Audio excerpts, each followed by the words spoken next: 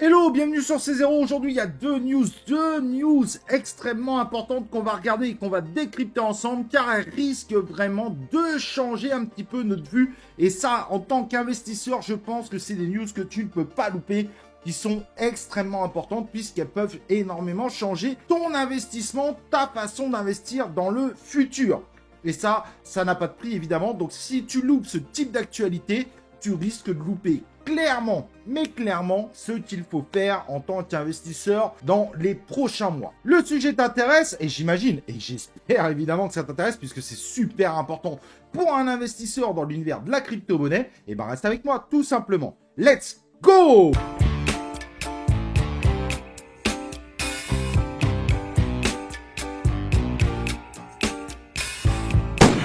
Donc comme je disais, aujourd'hui, on va s'intéresser à deux actualités extrêmement importantes et je te recommande vraiment de suivre cette vidéo intégralement puisqu'il y aura forcément des impacts en tant qu'investisseur et si tu loupes ce type d'actualité, ça pourrait malheureusement jouer en ta défaveur dans le futur. Et pas 2026, 2027, 2030. Non, dès demain en réalité. Dès demain, je te rassure. Même pour demain, ça sera déjà un gain phénoménal pour toi de bien comprendre ces deux actualités et ce qui en découle. Au passage, n'oublie pas évidemment de t'abonner à la chaîne YouTube, d'activer les cloches de notification pour recevoir mes prochaines vidéos et mes prochains lives en notification. Et évidemment, n'oublie pas ce fameux like pour soutenir la chaîne. Merci à tous au passage, la chaîne vient de dépasser les 35 000 abonnés. Go, on va aux 40 000 abonnés. Donnez la chaîne à tout le monde autour de vous pour que tout le monde s'abonne et qu'on dépasse les 40 000 abonnés très rapidement. Donc évidemment, notre Bitcoin qui est un peu au mode ralenti, bien qu'il continue évidemment sa hausse impressionnante puisqu'il est toujours sur cette fameuse tendance exponentielle.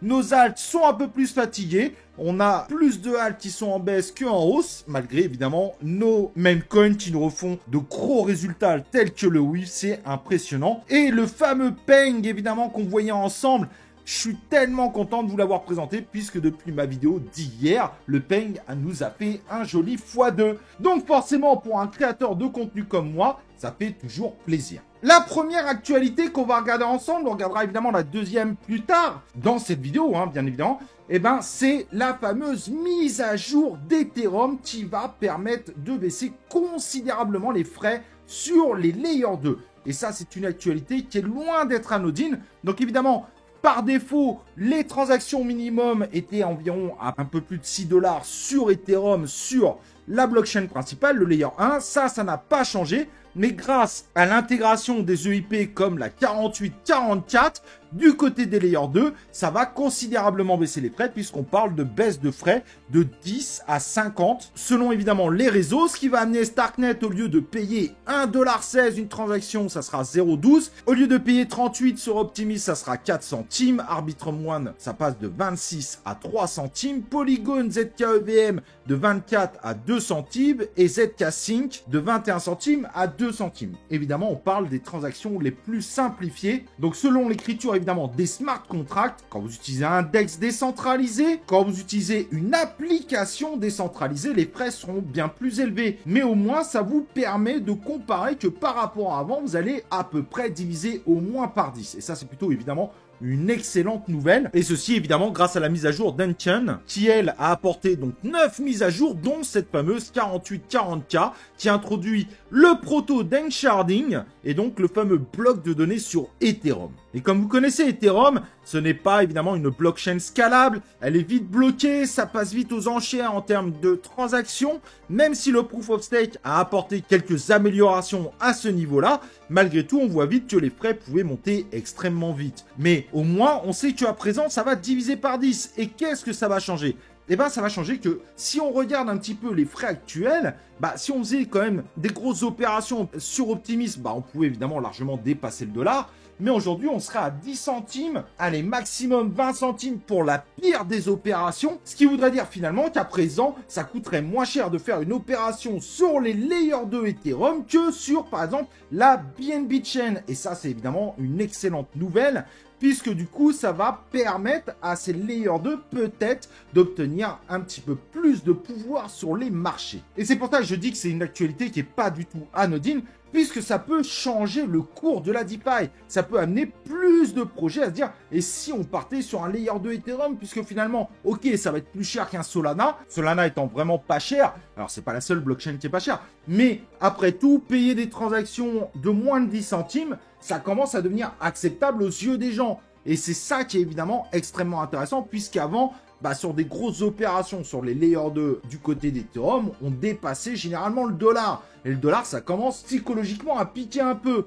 Et là, on a l'avantage, c'est de descendre considérablement les frais. Et donc, peut-être que les layers 2 vont pouvoir enfin s'accaparer beaucoup plus de parties de la DeFi. Ce qui est plutôt une bonne nouvelle, tout simplement, puisqu'il y a beaucoup trop de layers 2 qui sortent. On sait qu'il y en a qui vont pas réussir. Ça va se passer en mode Highlander. Il y en a forcément qui vont mourir dans l'eau. Et là, ça va leur donner un petit peu plus d'air frais, je dirais, par rapport aux layers 1 qui sont ultra performants en termes de transactions, en termes de frais de transaction. Alors évidemment, elles n'attendront pas encore ces performances-là, mais divisé par 10, c'est quand même super important et ça peut redonner clairement un avantage au layer 2 et aussi à donner plus de poids au layer 2 dans leur globalité et peut-être d'éviter d'en faire mourir trop par rapport à ce qu'aurait pu être prévu si on était encore sur les anciens tarifs. Donc il y a quand même de la bonne nouvelle malgré tout derrière tout ça et du coup ça pourrait redessiner dès demain, alors dès demain j'exagère peut-être, mais dans les prochains mois, finalement, les TVL qu'on voyait grossir partout. Parce que comme vous pouvez voir là,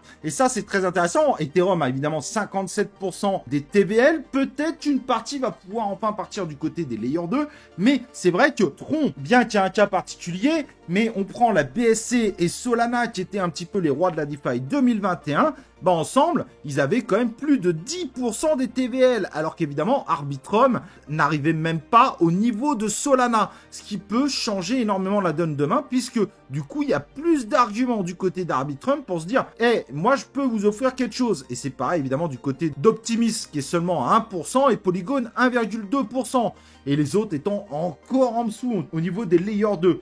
Donc, il y a possibilité finalement que ça change un petit peu la donne. Ça va être à suivre évidemment et je te recommande de suivre ce type de schéma. Puisque maintenant, avec des frais divisés par 10, la BSC devient plus chère finalement que la plupart des layers 2. La BSC qui pourtant est actuellement à plus de 6% du marché à elle seule. Donc, est-ce que Arbitrum, Polygon, Optimism, etc., n'ait pas cette capacité de récupérer justement une partie de ces 6%, voire une partie des pourcentages d'Ethereum, puisque la différence commence à être sacrément notable. On n'est plus divisé par 20, mais divisé par 200 en moyenne. Là, on commence à se dire, il y a du potentiel réel, évidemment, pour pouvoir changer justement l'ensemble du partage des TVL. Pour t'expliquer, TVL, c'est tout simplement l'argent qui est bloqué au sein des blockchains, par exemple pour faire des pools de liquidité. Quand tu as un token qui sort, par exemple, sur le réseau Ethereum, il faut des pools de liquidité. Donc, il faut mettre de l'argent, des actifs valorisés, on va dire, pour pouvoir faire fonctionner toute la blockchain. Et donc, forcément, ça a un impact sur la valeur de la blockchain, puisque plus il y a de la TVL bloquée, plus on considère que la blockchain est utilisée par le public et donc plus elle attire. Et donc, plus il y a de la valeur, évidemment, sur la blockchain et le token souvent associé à cette blockchain. C'est donc pour moi une véritable actualité et il va falloir surveiller de très près. Comme je te dis, ça peut complètement changer l'univers de la DeFi, l'univers des blockchains. C'est pour ça que je te dis que cette vidéo, même si elle va peut-être faire peu de vues puisqu'on ne traite pas de super altcoin, de machin, pourtant, c'est une des vidéos les plus importantes pour préparer tes futurs investissements, voire tes futures stratégies d'investissement. Et la deuxième actualité qu'il ne faut pas ignorer aussi, ça concerne le Bitcoin, qui pour le moment continue sa tendance, évidemment, qui est exponentielle, avec Coinbase qui nous prévient qu'il pourrait y avoir, selon eux, un correctif pour nous amener à 50K avant de repartir, et ça sera très intéressant de le suivre. Et les ETF Bitcoin ont encore battu un nouveau record, puisqu'ils ont enregistré un volume, et je dis bien un volume net de plus d'1 milliard de dollars, ce qui en fait un chiffre gigantesque. Actualité proposée par BitMEX, mais qui nous dit énormément de choses également. Et ça, il va falloir faire très attention, puisque ça peut être une des raisons du pourquoi ici, notre domination ne bouge pas tellement. Évidemment, pour avoir une all season, tu connais un petit peu le schéma. il faudrait que notre domination du Bitcoin baisse et baisse considérablement, puisque là, il faudrait qu'on baisse et qu'on redescende au moins à 25%. Alors, évidemment, ça ne se fera pas en une fois, mais en général, les alt seasons se font très rapidement. Le problème de ce volume, qui est quand même assez gigantesque, qui grossit au fur et à mesure du temps, bien que je vous l'accorde que le volume total est de 40 milliards, mais malgré tout, 2% du volume aujourd'hui appartient déjà aux ETF. Et donc, tous ceux qui sont dans les ETF, il y a très peu de chances, à part si on finit par avoir des ETF sur d'autres cryptos, mais il n'y en aura pas massivement, en tout cas pas avant 5-10 ans, les validations se feront au compte-gouttes, et ben ça veut dire tout simplement que tout ce qui est en train d'arriver, toute la hausse qui est peut-être en train de se faire du côté du Bitcoin, ne reviendra pas dans les alts, puisque les gens dans les ETF n'iront pas quasiment, mais majoritairement et largement plus que majoritairement, n'iront pas investir dans des exchanges centralisés qui sont beaucoup moins sûrs que leurs ETF proposés soi-disant par des institutions financières dites sûres. Et donc, ils n'iront pas prendre une partie de cet argent pour aller le reverser sur les alts.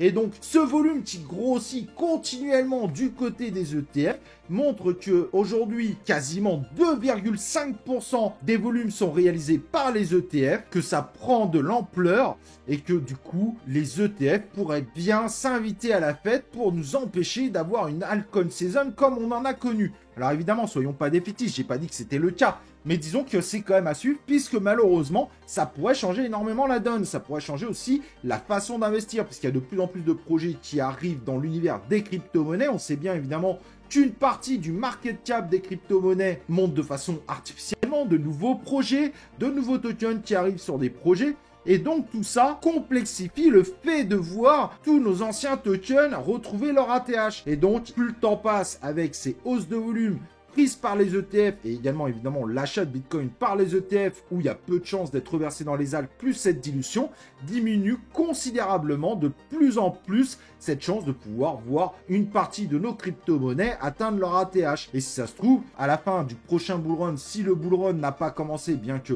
du côté du Bitcoin, on est clairement sur une courbe de bullrun, on ne peut pas se mentir, eh ben, on pourrait avoir que 10% de nos crypto-monnaies de 2021 finalement qui retournent sur leur ATH. Et donc des tokens comme RNDR, donc Render Token, pourraient faire partie des rares exceptions qui arrivent à dépasser leur précédent ETH.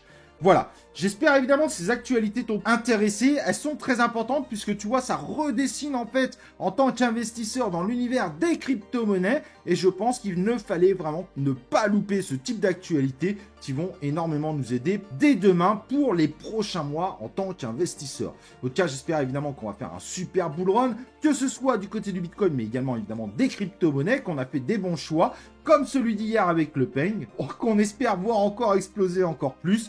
Et avant de partir, n'oublie pas évidemment de liker cette vidéo. Et nous, on se retrouve évidemment comme d'habitude pour une prochaine vidéo et un prochain live de C0.